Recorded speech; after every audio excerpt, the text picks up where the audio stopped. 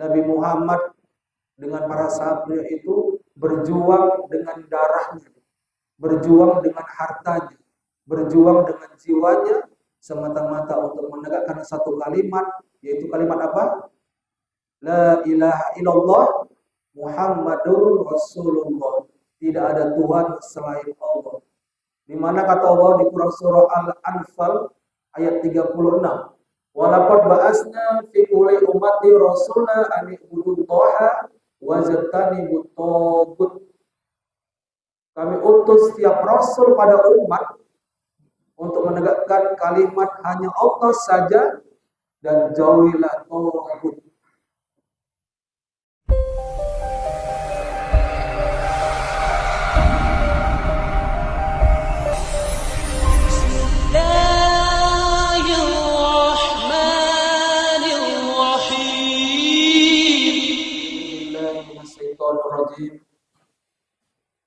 Bismillahirrahmanirrahim.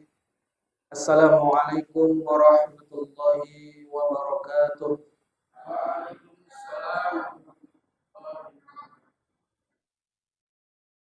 Pergi berjalan ke Deli Tua Barahan, singgahlah kita membeli tomat. Yang jawab salam saya dengan semangat, insya Allah selamat dunia akhirat. Daun salam di atas sumur, yang jawab salam semoga panjang umur. Daun salam di atas pohon talas, yang jawab salam pasti insya utangnya akan lunas. Assalamualaikum warahmatullahi wabarakatuh.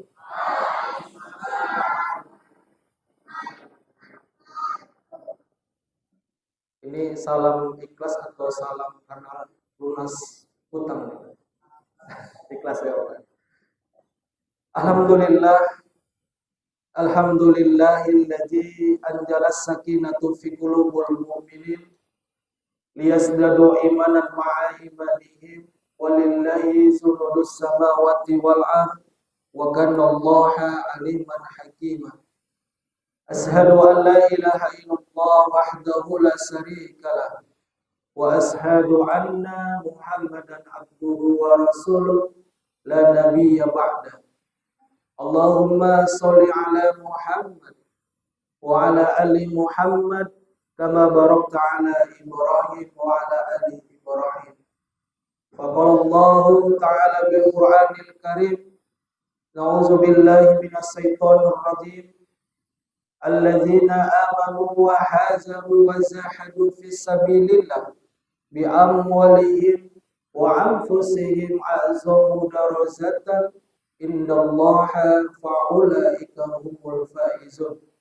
Yubassiruhum rabbuhum bi rahmatin minhum wa ridwan zanna lahum fiha na'imun muqim khalidina fiha abada innallaha indahu azrun azim.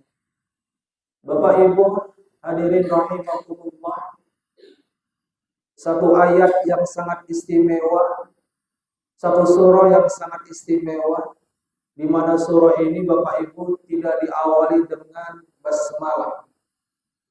Surah apa itu? Surah apa itu Bu? Ngantuk Pak? Emang jam-jam segini Pak jam berapa? Gak ada kopi Pak? Gak ada ya. Surah yang istimewa yang tidak diawali basmalah yaitu surah At-Taubah. Yang tadi saya bacakan di Quran surah 20 sampai dengan 23. Yang mana artinya sesungguhnya orang-orang yang beriman, orang-orang yang berhijrah, serta orang-orang yang berjihad di jalan Allah dengan harta dan dengan jiwanya, itulah orang-orang yang Allah tinggikan derajatnya di sisi Allah Subhanahu wa taala. Dari ayat ini Bapak Ibu semua, ternyata ada 3 konsep. Sebagaimana apabila kita ingin ditinggikan derajatnya kita di mata Allah Subhanahu wa taala. Konsep apakah itu Bapak Ibu? Konsep iman kepada Allah Subhanahu wa taala, konsep hijrah kepada Allah Subhanahu wa taala, dan konsep jihad kepada Allah Subhanahu wa taala. Itulah orang-orang yang Allah tinggikan derajatnya di sisi Allah Subhanahu wa taala. Lalu di ayat 21-nya Allah menegaskan, Allah akan menggembirakan mereka yang berhijrah. Allah akan menggembirakan mereka yang berjihad dan beriman kepada Allah dengan memberikan rahmat dan berkah di dunia, dan Allah berikan surga di akhirat. Khalidina fiha abada, dan mereka kekal abadi di dalamnya selama-lamanya. Qala Rasulullah sallallahu alaihi wasallam, man za'ala al-Qur'ana imama qaddahu ila al-jannah wa man za'alahu dara'a zahura saqqat ilan nar. Barang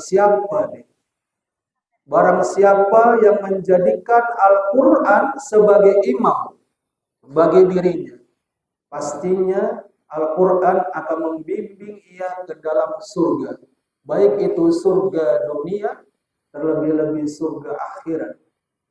Tetapi barang siapa yang menjadikan Al-Quran sebagai makmum bagi dirinya, niscaya Al-Quran akan mendorong ia ke dalam neraka, baik itu neraka dunia, terlebih-lebih neraka akhirat. Bapak Ibu, anak-anak kami rahimakumullah, dari hadis ini Rasulullah memberikan penjelasan kepada kita bahwasannya orang-orang yang menjadikan Al-Quran sebagai pemimpinnya, orang-orang yang menjadikan Al-Quran sebagai imam bagi dirinya, yang namanya imam itu Pak, adalah pemimpin kita. Seperti imam dalam sholat, Bu. Apabila imam ruku, kita harus ruku, ya. Apabila imam sujud, maka kita juga harus sujud. Apabila imam salam, maka kita juga harus salam. Artinya apa? Kita menjadikan imam itu menjadi pemimpin kita dalam rangka pelaksanaan fardu sholat. Dan ini apabila orang-orang menjadikan Al-Quran sebagai pemimpinnya, sebagai pedomannya, pastinya Al-Quran akan membina ia ke dalam surga, baik itu surga dunia, terlebih-lebih surga akhirat. Allah berfirman Pak, di surah Al-Baqarah ayat 185. Ini ayat sering dibacakan pada waktu bulan suci Ramadan. Dan barangkali Bapak Ibu semua familiar lah dengan ayat ini. Adik juga familiar. Coba deh, apa ayat itu? Yang bisa jawab kasih hadiah ini. Ketua ada hadiah nggak nih? Nggak ada ya? Ada hadiahnya. Apa deh? Ada yang tahu nggak ayatnya?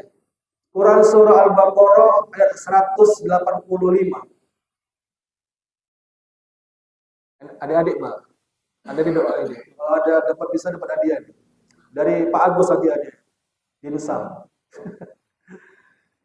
Syahrul Ramadan allazi unzila fihil Qur'an hudal linas wa bayyinati minal huda wal furqan. Al-Quran itu Bapak Ibu semua memiliki 3 fungsi pada ayat ini, yaitu sebagai apa? Hudal linas, sebagai petunjuk bagi umat manusia.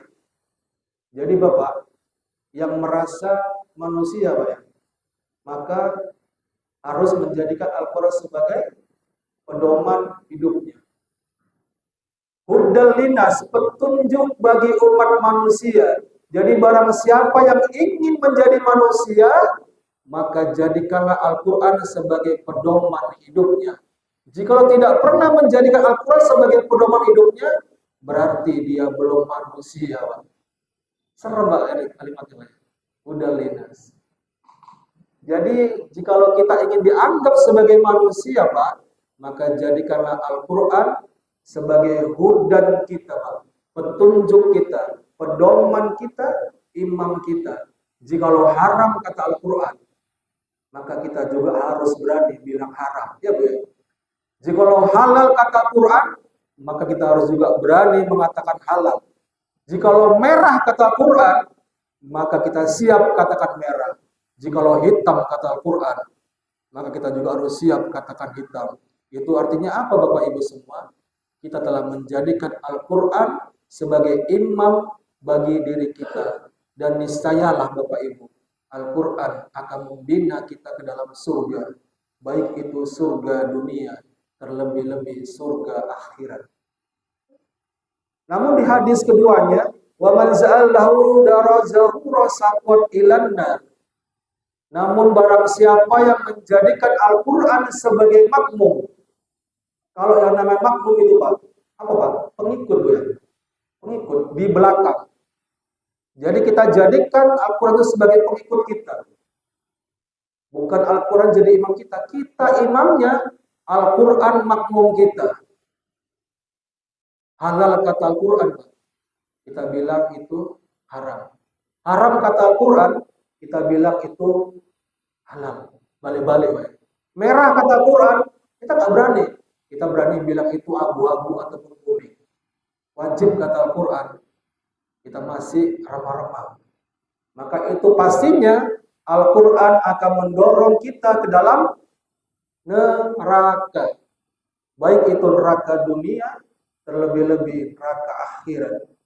Semoga kita semua termasuk hamba-hamba Allah yang bisa menjadikan Al-Quran sebagai imam kita. Dan semoga kita semua termasuk hamba-hamba Allah yang kelak nanti dikumpulkan di surga Allah Subhanahu wa Ta'ala. Jikalau Pak Haris surga nanti Pak, kalau nggak jumpa saya Pak, tanya Allah Pak ya. Ya Allah, mana itu dulu yang dicipta yang ganteng? Kok nggak nampak ke Allah? Mana dia Allah? Ternyata saya Pak duluan Pak. Saya duluan. Pak Haris, saya duluan ya. Insyaallah kita semua kelak bisa bertemu di surganya Allah Subhanahu wa Ta'ala. Amin amin rabbal alamin. Bapak Ibu, anak-anak kami rahimakumullah. Bersyukur kita kepada Allah Subhanahu wa Ta'ala di malam Senin ya, tanggal 26 Muharram. Benar deh ya? 26 Muharram. Berketepatan pada tanggal 12 Juli tahun 2026 Masehi. Ini kadang Pak nggak ngerti juga anak-anak kita tanggal berapa nih hijriahnya. Tanggal berapa nih hijriah kita?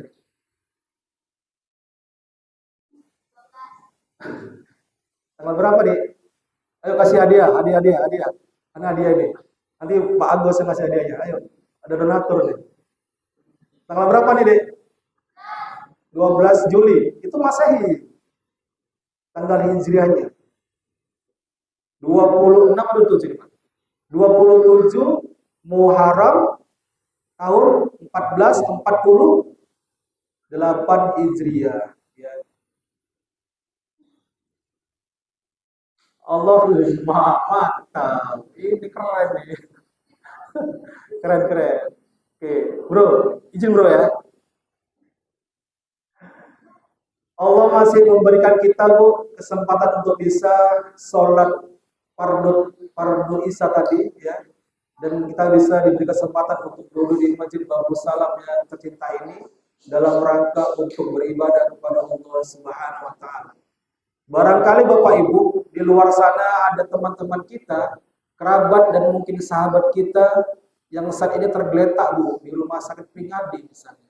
Tergeletak Pak di rumah sakit ada Malik misalnya. Kita berdoa kepada Allah, semoga Allah berikan kesembuhan. Jikalau ada mungkin keluarga kita yang saat ini merasa nggak sempat ke masjid untuk sholat tadinya, kita bermunajat kepada Allah supaya Allah memberikan hidayah kepada mereka dan semoga hidayah yang diberikan itu bisa menegakkan akidah, bisa membuatkan ibadah kepada Allah Subhanahu wa Ta'ala. Salam salam kita hadirkan kepada junjungan alam Nabi besar Nabi Muhammad Rasulullah sallallahu alaihi wasallam. Allahumma sholli wa sallim wa barik alaihi.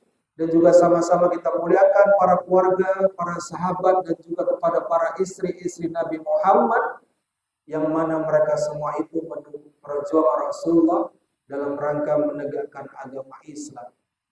Mereka, ya, Nabi Muhammad dengan para sahabatnya itu berjuang dengan darahnya, berjuang dengan hartanya, berjuang dengan jiwanya, semata-mata untuk menegakkan satu kalimat, yaitu kalimat apa? La ilaha illallah Muhammadur Rasulullah. Tidak ada Tuhan selain Allah. Di mana kata Allah di Quran surah Al-Anfal ayat 36. Walaqad ba'asna fi kulli ummati rasula an ibudullaha wa jtanibut taghut. Kami utus setiap rasul pada umat untuk menegakkan kalimat hanya Allah saja dan jauhilah taghut. Apa taghut, Bu? Bu, ngantuk, Bu? Halo, Dek. Kayak kenal deh ya. Yang megang HP cowoknya besok dia orang. Yang megang HP besok cowoknya dia orang. Iya. Ayo, siapa yang tahu apa itu togut? Togut itu sejenis kecamba ya? Bukan ya? Togut. Ayo, siapa yang tahu deh apa togut? Togut. Togut itu yang bengkok ya? Yang sering dimakan ya? Itu toge deh. Ya? Gimana? Gak dengar dari sini. Ibnu setan. Oke. Bagus. Bacol. Ya, togut adalah sesembahan selain Allah. Apapun. HP itu bisa juga togut, ada di semua. Kereta juga bisa togut, mobil juga bisa togut, ya. Harta, rumah, semua itu bisa menjadi togut bagi diri kita. Karena arti secara syar'i togut adalah sesembahan selain Allah. Dan lebih cinta kita daripada mencintai Allah Subhanahu wa ta'ala. Itulah togut. Yang saya hormati Ketua BKM Bapak Haris Ashab SPD. Kalau saya lihat fotonya Pak, kayak Bupati Jatiwaringin. Oh. Iya benar. Saya lihat fotonya waktu di Jakarta kayak Bupati Jatiwaringin. Kita doakanlah kemudian Pak Haris jadi kepala desa minimal Pak ya. Kepala desa mana nih? Semencirim. Yuk kita aminkan semoga Pak Haris menjadi kepala desa Semencirim. Masya Allah Pak, aminnya udah banyak. 1, 2, 3, 4, 5, 50 orang ada nih. Ya. Dan juga segenap staf-stafnya, ya, sekretaris BKM, bendahara, dan yang mulia Bapak Hamid. Udah lama kami kita nggak join. Pak Hamid. Saya baru-baru dulu Pak, saya kan abangnya Agus. Baru-baru sholat di Masjid Muslim luar biasa. Kami berangkat dari Aceh pulangnya sholat asar. Pak Hamid imamnya, Masya Allah. Hampir tumbang ya Pak. Betul Pak, Masya Allah begitu kusuk dan luar biasa Pak Hamid. Ya. Yang saya hormati Pak Imam, izin Pak.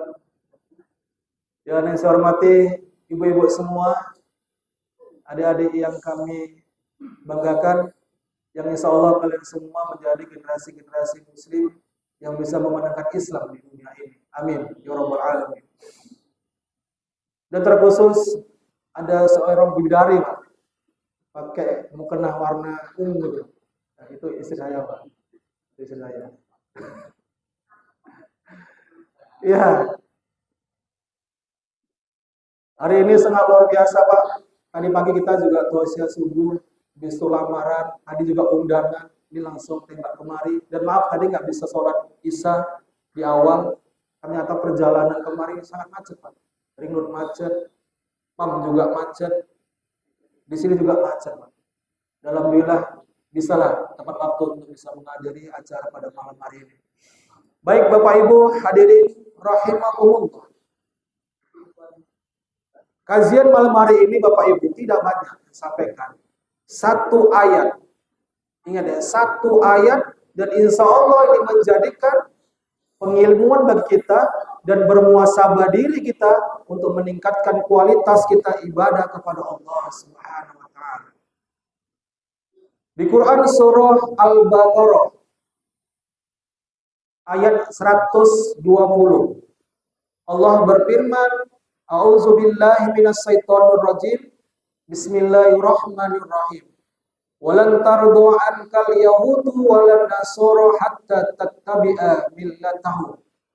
Qul inna hudallahi huwal huda wala in ittaba'ta ahwa'ahum ba'dal ladzi za'aka minal alim malaka minallahu min waliyyin walan nasir.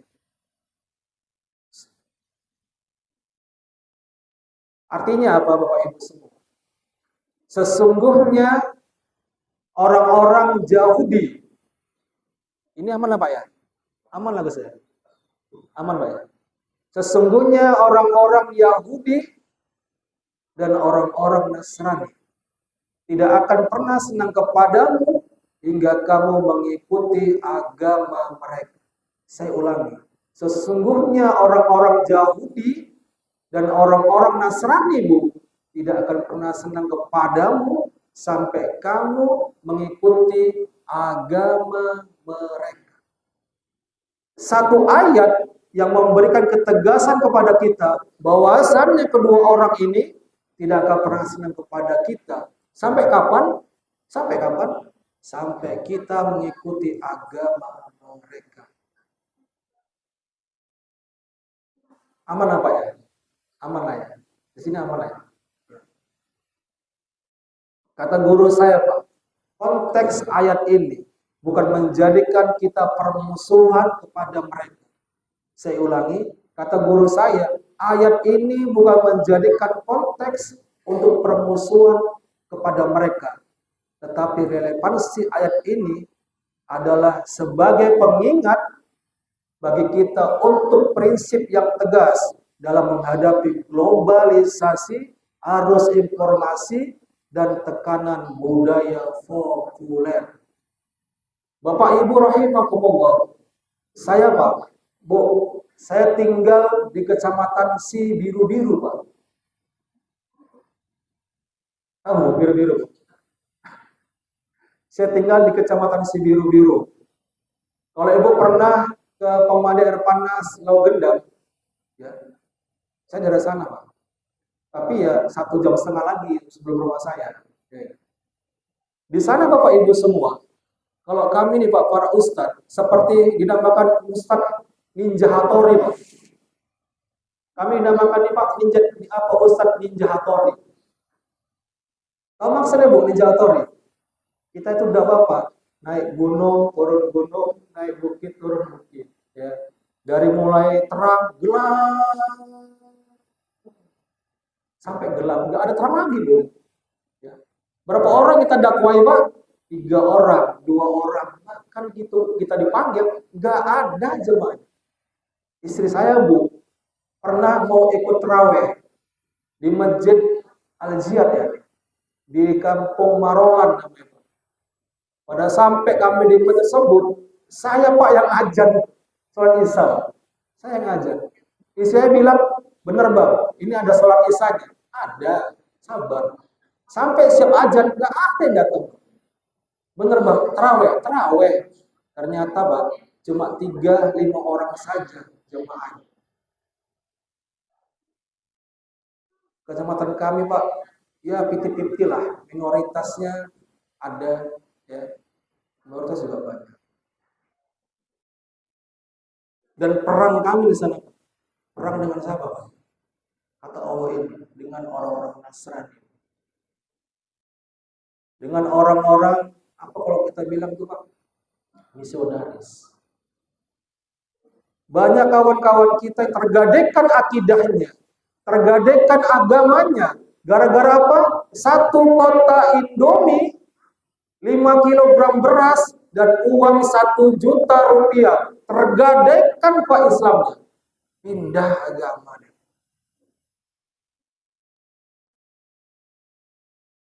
Uang 1 juta, 1 kotak Indomie, beras 5 kilo, pindah agama dari Islam ke Noni. Luar biasa. Itu karena apa Bapak Ibu semua? Karena kurangnya ilmu dan miskinnya harta. Makanya Rasulullah membenci kepada satu orang yang memiliki dua kekurangan, yaitu kufur ilmu dan kufur harta. Karena apabila telah kufur harta dan kufur ilmu, maka setan akan menggerogoti akidah kita. Maka gampang sekali kita terpengaruh dengan era-era misionaris. Hati-hati Bapak Ibu semua. Maka jika kita sudah kurang ilmu Pak, perbanyak harta kita. Apabila kita kurang harta Pak, perbanyak ilmu agama kita Pak. Agar apa? Keislaman kita, akidah kita tidak hilang di hadapan Allah Subhanahu wa taala. Itu di kampung kami. Saya nggak tahu di kampung ini. Barangkali mungkin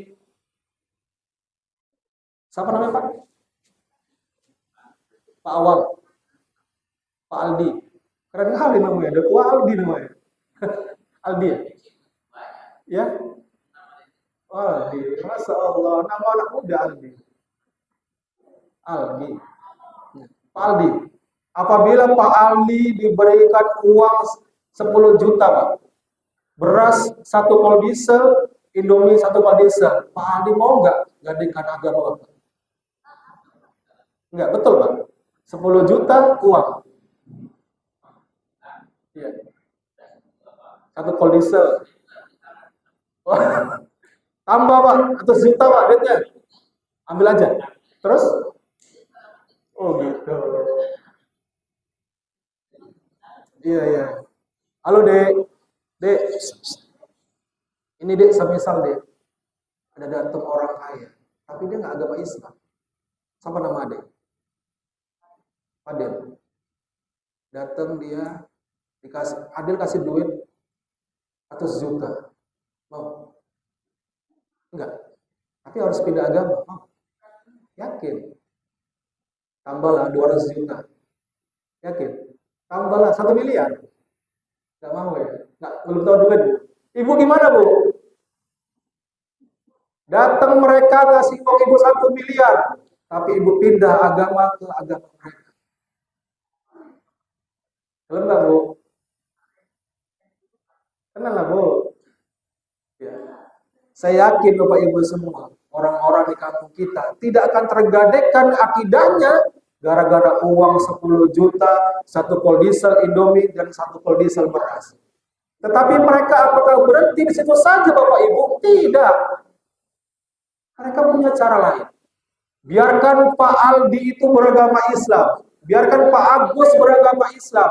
Biarkan Dek Padil beragama Islam.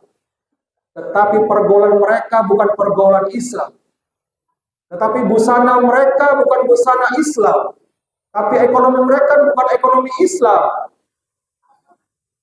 Tapi ekonomi mereka ekonomi kita, kata mereka. Benar nggak? Bagaimana seini anak-anak kita, bahkan kita sekaligus, kita berKTP Islam. Tetapi secara harfiah, akidah kita bukan berakidah Islam Bapak Ibu semua. Benar nggak Bu? Kita berKTP Islam Bapak Ibu semua. Tapi secara prinsip, kita belum menjalankan akidah-akidah Islam secara kafah atau totalitas. Pendidikan kita belum pendidikan Islam. Ekonomi kita belum ekonomi Islam.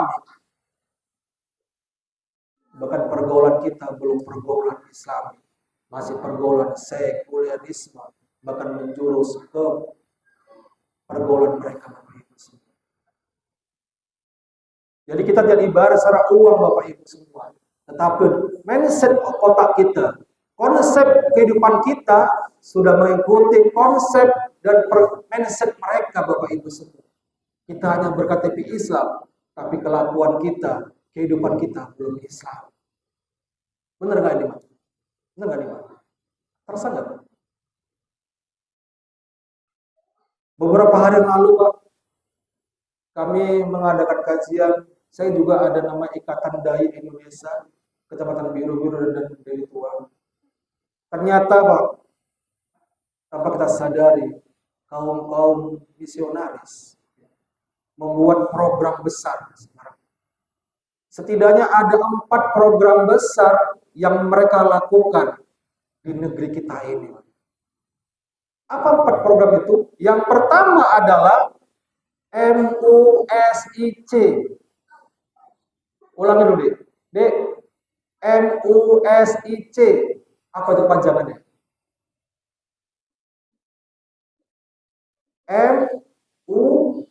MUSIC.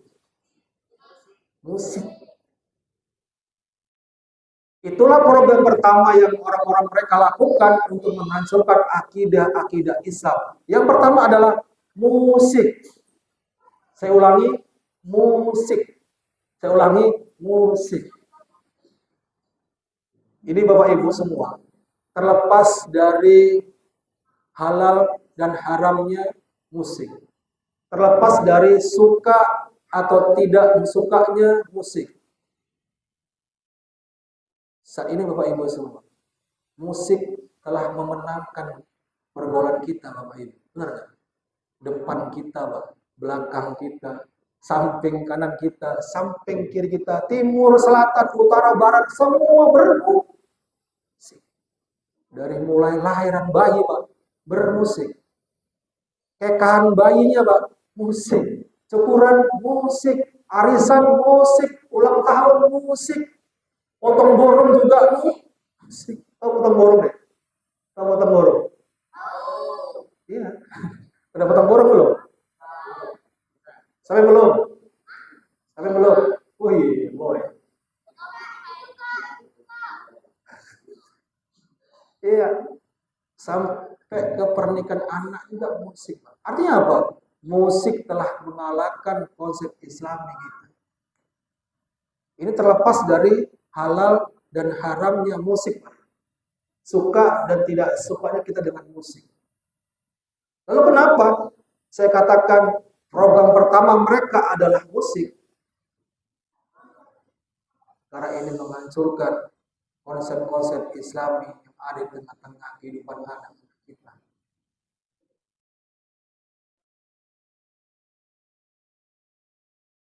Kita dulu, Pak, pada waktu di tahfiz belajar, benar-benar nggak perlu dengan musik, Pak. Atau satu kalau dengan musik akan hilang. Apa benar? Akan hilang apa? Nggak bisa digabungkan antara musik dengan apa.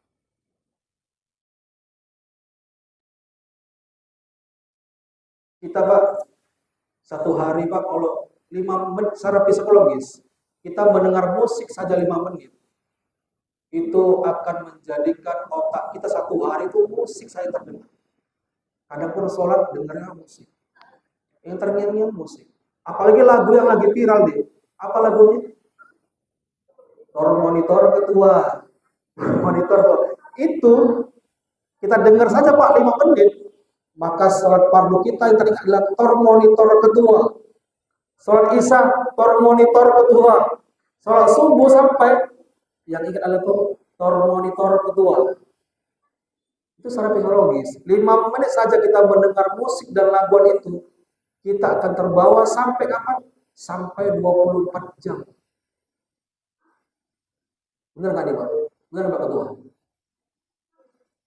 Jadi nggak bisa digabungkan antara kita ibadah kepada Allah dengan musik.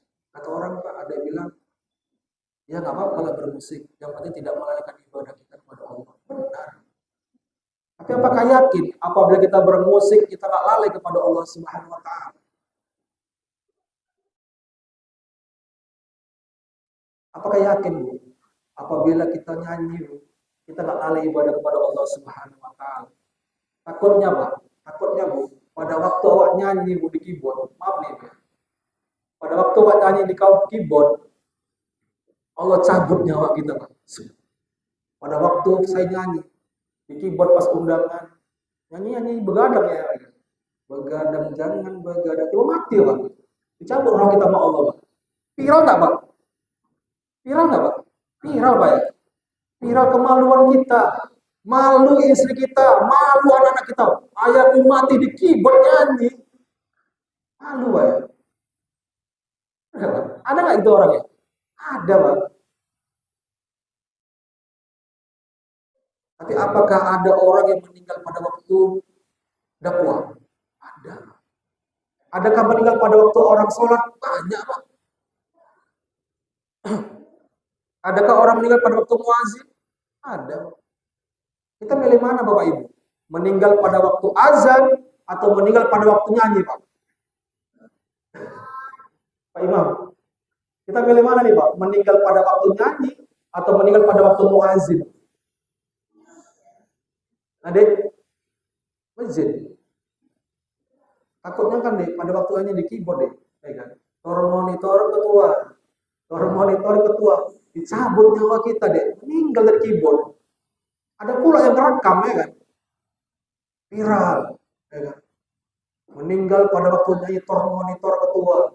Selama itu aib bagi diri kita dan aib bagi anak dan istri kita. Benar nggak Pak? Benar nggak ya? Berita yang mana-mana tuh. Orang meninggal pada waktu nyanyi di keyboard dengan lagu monitor ketua. Tetapi kebanggaan bagi diri kita di dunia dan kebanggaan kita di hadapan Allah Subhanahu wa taala apabila kita mati pada waktu kita azan misalnya, pada waktu kita dakwah seandainya, pada waktu kita menjadi imam misalnya, dan pada waktu sujud kepada Allah Subhanahu wa taala. Jadi terlepas dari haram dan halal yang bermusik, dan ini salah satu program terbesar yang orang-orang Yahudi dan orang-orang Nasrani dalam rangka menghancurkan akidah Islam. Yang kedua adalah program terbesar yang mereka adalah dengan narkoba. Apa itu narkoba? Dek, apa narkoba? Halo?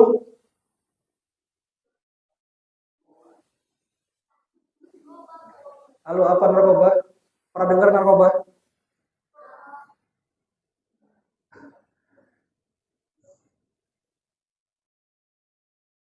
Dek kan tuh, Dek. Apa narkoba? Dek? Narkoba adalah narkotika dan obat-obatan terlarang. Saya pernah Pak Ketua membaca sejarah bagaimana narkoba ini, terutama sabu ini masuk ke Indonesia. Ternyata Pak, itu dari negara Jerman. Tentara-tentara Jerman lah yang menyebarkan sabu ini masuk ke Indonesia. Apa bisa digal? Artinya apa? Orang-orang Nasrani Pak yang membawa narkoba ini masuk ke Indonesia dan menghancurkan generasi-generasi Islam sekarang. Narkoba ini lebih berbahaya daripada kita dulu Pak ya, maaf, minum tua. Narkoba ini Pak lebih berbahaya daripada kita dulu Pak ya, minum kampur. Pak pernah minum kampur Pak? Betul Pak? Pernah minum tua Pak? Iya Pak, bersih kan ya Pak? Narkoba ini Pak lebih berbahaya Bu daripada minum tua Bu, daripada minum kampur dan lain sebagainya. Narkoba ini lebih berbahaya daripada berjudi. Karena narkoba ini Pak bukan cuma bikin candu, tapi bikin rusak segalanya. Betul nggak itu Bu? Raffi Ahmad tuh Bu. Ibu kenal Raffi Ahmad Bu? Kenal Bu? Anda kenal Ibu? Di mana Ibu kenalnya? Dek, kenal Raffi Ahmad, Dek? Di mana kenalnya? Di handphone ya. Sekarang jarang nonton TV, Pak, nonton handphone, Pak ya. Raffi Ahmad itu, Dek, apabila dia pakai narkoba, pasti miskin, Dek. Habis hartanya. Nah, ini kita orang miskin, Pak, pakai narkoba. Masya Allah. Kepiye lah hidupnya, Pak. Ya. Udah miskin pakai sabu, Pak. Banyak itu kawan-kawan kita, Pak. Yang kerja bangunan Pak, kerja tukang batu Pak, pakai sabu, di mana bangganya juga? Tukang ngecor dia deh, tukang ngecor ya, nyemen, tapi nyabu, so akten dengan dia, habis kerja uangnya untuk beli sabu, akhirnya apa? Lesot sana, lesot sini, tidur di paret, tidur di sungai, tidur di kuburan, gila deh. Nggak ada uang lagi, kursi dijual. Kami dulu Pak Aris pernah jualan sembako. Itu kalau mau terima lelangan tuh banyak kali handphone. Ya. Bahkan kursi plastik Pak, tawari. Pak Endi, mau kursi plastik untuk nyabu Pak. Bahkan ada surat tanah juga untuk nyabu. Bahkan maaf ada anaknya mau digadaikan Pak. Gara-gara apa? Gara-gara untuk beli yang namanya narkoba. Bahaya. Maka lindungi Pak. Kita berdoa kepada Allah Subhanahu wa taala, semoga anak-anak kita ya, generasi-generasi kita di kampung ini terhindarlah semua daripada jeratan-jeratan narkoba. Insya Allah, amin amin rabbal alamin. Jadi dek, jangan pernah sentuh yang namanya narkoba, ya. Belajarlah bagus-bagus, belajarlah Al-Quran, jadilah seorang yang sukses, kalau ya. Amin, amin rabbal alamin. Yang ketiga, Bapak Ibu semua, program besar yang mereka lakukan dalam rangka menghancurkan umat-umat Islam adalah dengan GADGT. Saya ulangi, dengan gadget. Setan apa? Saya ulangi, Pak. Program terbesar yang mereka lakukan ketiga adalah, kata Pak Ketua, setan gepeng. Ini Bu, setan gepeng. Ini Pak. Benar nggak Pak? Ya, setan gepeng atau gadget. Bapak Ibu mungkin sudah pernah dapat materi tentang dajjal. Dajjal. Banyak hadis, banyak dalil yang menjelaskan tentang dajjal. Salah satu hadis yang saya kutip, yang saya ambil menjadi rujukan saya adalah bahwasannya dajjal itu dapat kita metaforakan atau kiaskan dengan gadget tersebut, dengan setan gepeng ini. Karena apa? Dajjal adalah alat fitnah dan sifatnya menipu, Dajjal. Dan pertanyaannya, setan gepeng yang kita pegang saat ini adalah juga sifatnya menipu dan juga menjadi alat fitnah. Benar nggak Pak? Seorang suami kadang cerai sama istri gara-gara setan gepeng. Seorang istri menceraikan suaminya gara-gara apa? Setan gepeng. Seorang anak, mereka malas belajar gara-gara apa?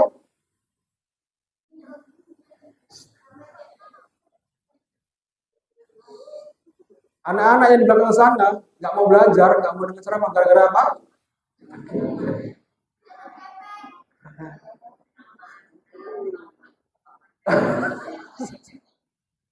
Ibu nggak tadi nggak ngudek banget.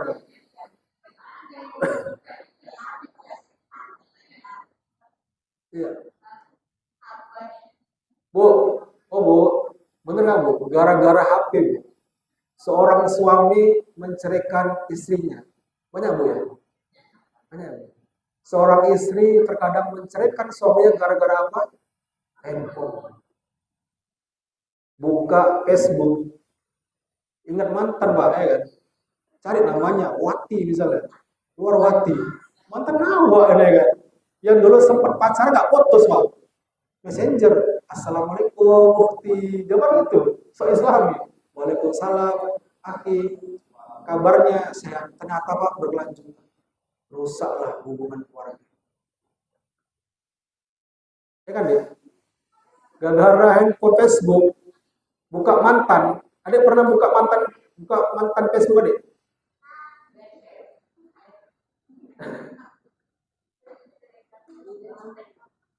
Adik pernah buka Facebook cari nama mantan? Siapa nama ini yang pakai mukena apa namanya mukena kotak-kotak apa? Siapa namanya? Fadila. Ya? Nabila. Nabila.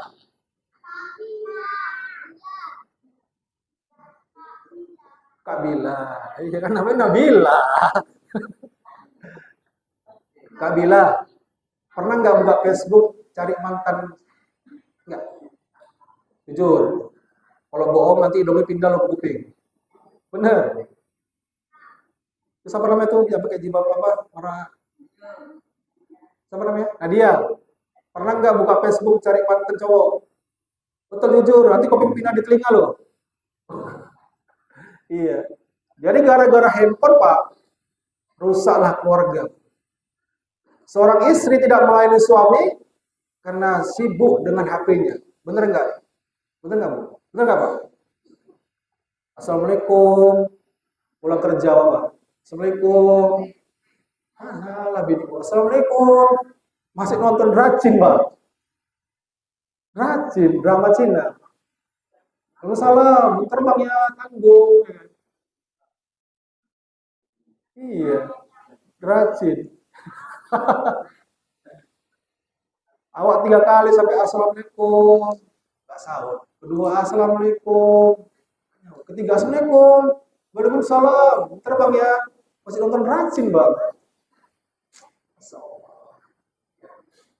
Jadi program yang ketiga yang mereka lakukan adalah dengan gadget, Bang. Dan dapat disamakan, kita metaforakan, kita kiaskan gadget sama dengan dajjal.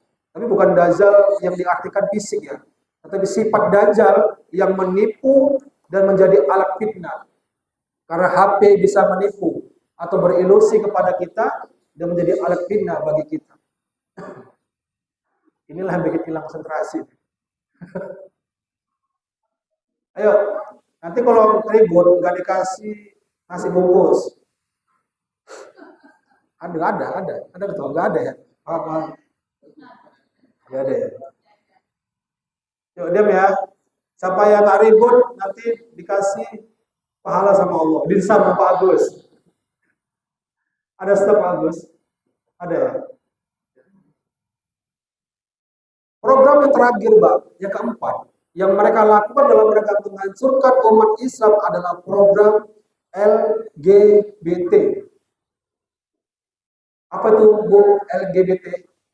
Seorang ngerti lah ya, nggak nyambung lagi. Ya, Pak. Gimana, Pak? Ya, LGBT, lesbian, gay, bioseksual, dan transgender. Allah banyak menggambarkan Bapak Ibu semua di Quran surah Al-A'raf ayat 80 sampai dengan 84. Bahwasanya Allah menghancurkan kaum-kaum Sodom pada zaman Nabi Nuh. Karena apa? Karena LGBT. Dan pertanyaannya, apakah LGBT di dunia kita ini, di negara kita, bahkan di kampung kita sudah ada? Ada nggak, Pak, LGBT? Saya rasa kalau Becong tahu gitu, ya. Kalau Becong tahu. Tapi lesbian sembunyi-sembunyi, Pak. Gay sembunyi-sembunyi, Pak. Bioseksual sembunyi-sembunyi, Pak. Pak, saya Pak kerja di distributor, Pak. Pernah suatu hari kami meeting di Brastagi Gatsu, ada salah satu supplier, kalau dibilang boneka, Pak. Boneka yang menyerupai manusia. Yang bisa melayani manusia, Pak. Tahu lah, Pak ya. Ini yang boneka dari Cina itu, Pak. Yang mirip manusia. Dia ingin menjual produknya di Indonesia, terutama di Medan. Ternyata dari alhamdulillah, dari MUI, dari pemerintahan kita menolak. Bayangkan Bapak Ibu semua, apabila boneka itu tersebar di sekolahan kita. Kurasa kita nggak selera lagi dengan bini kita. Kita nggak selera lagi dengan istri kita. Kita nggak selera lagi dengan anak-anak kita. Kita selera ke mereka. Bahkan Bapak Ibu semua, anak-anak kita seperti ini Bapak Ibu, telah ternodai otaknya dengan namanya LGBT.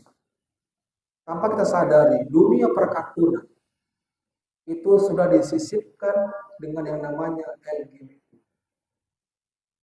SpongeBob. Pernah nonton SpongeBob? Nabil? Pak Aris pernah nonton SpongeBob? SpongeBob. Gimana SpongeBob ini? Ya. Ada salah satu karakter SpongeBob yang melegalkan Pak LGBT, Pak. Namanya adalah Patrick. Bahkan kartun yang menjadi edukasi bagi anak-anak kita, Bapak Ibu semua, yang kita anggap jadi edukasi anak-anak kita, menyisipkan LGBT di tengah-tengahnya. Kartunnya adalah Upin dan Ipin. Ternyata Upin dan Ipin menyisipkan karakter LGBT di tengah-tengah tersebut. Siapa? Siapa nih? Yang bencong nih? Saleh. Namanya Saleh, Pak. Tetapi karakternya karakter apa nih, Pak? Karakter banci. Benar nggak? Karakter bencong ya? Namanya Saleh, Pak. Tapi karakternya karakter bencong, Pak. Itulah yang merosak akidah-akidah anak-anak kita. Agar dari sekian ini, Pak, dari anak-anak seumur ini, dicekoki namanya LGBT, dicekoki agar apa? Merasa LGBT nggak apa-apa lah, bisa biasa aja. Lama-lama dilegalkan di negara ini. Dan hati-hati, Pak. Ya. Maka Allah akan menghukum orang-orang LGBT, bahkan orang-orang yang tidak LGBT juga Allah hukum. Allah hancurkan sehancur-hancurnya. Walain kortum, menghancurkan sejadi-jadi. Maka untuk itu kita kawal semua diri kita kawal anak-anak kita untuk bisa menjadi orang-orang yang bisa memiliki prinsip tegas. Sejatinya Islamlah ya menjadi kekuatan bagi diri kita. Dan zaman sekarang dengan zamannya era globalisasi, fitnah dajjal, arus informasi dapat kita tangkis. Ya dengan apa? Dengan ketakwaan kita kepada Allah Subhanahu wa taala.